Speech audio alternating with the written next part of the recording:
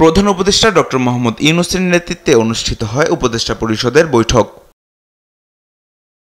বৈঠক শেষে দুপুরে রাজধানীর ফরেন সার্ভিস একাডেমিতে সংবাদ সম্মেলন করে বিস্তারিত তুলে ধরেন প্রধান উপদেষ্টার প্রেস সচিব শফিকুল আলম।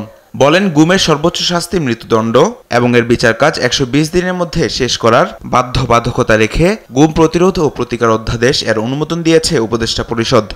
গুম প্রতিরোধ এবং প্রতিরোধ অধ্যাদেশ ২০২৫-এর চূড়ান্ত অনুমোদন হয়েছে। এই অধ্যাদেশে গুমকে সংজ্ঞায়নের পাশাপাশি চলমান অপরাধ মানে কন্টিনিউম অফেন্স হিসেবে বিবেচনা করে মৃত্যুদণ্ড সহ কঠোর শাস্তির বিধান রাখা হয়েছে। জানান, ভুক্তভোগী ও সাক্ষীদের নিরাপত্তা, ক্ষতিপূরণ, আইনি সহায়তা এবং পরিচয় সুরক্ষার বিষয়েও বিশেষ বিধান সংযোজন করা হয়েছে।